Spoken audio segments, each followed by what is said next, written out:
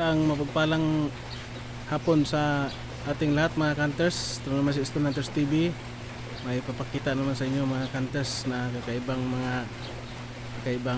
gamit na pang kontra sa yan. Nakakuha tayo ng buo na tawag dito yung kimbis ng malaking isda yan. Yung napakagandang pang protection. Pang protection at pangontra sa lahat ng mga itim na tangka. Ayan.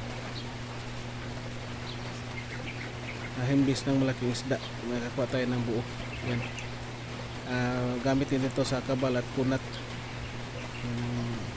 Himbis ng malaking isda. Ayan. Buo siya. Ganda ito buo. Ito lang muna yung papakita ko mga hunters. Kaibang nakuha natin yan, no? Himbis ng malaking isda na buo yan. Ito ay ginagamit din na sa mga matatanda na ginagamit nilang parang unyas ng gitara yan. Ito ginagamit din, pero ito ay napagandang pangontra sa mga hindi magandang gawain. Ano nang himbis ng malaking isda at ginagawang unyas dito sa mga matatanda. Ayan, no? Hunters, buo walang ano yan, buo lang siya.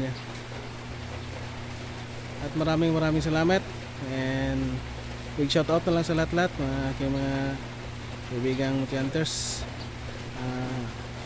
tingiros at tingiras, viewers at subscribers. Isang pagpalang hapon sa ating lahat at God bless.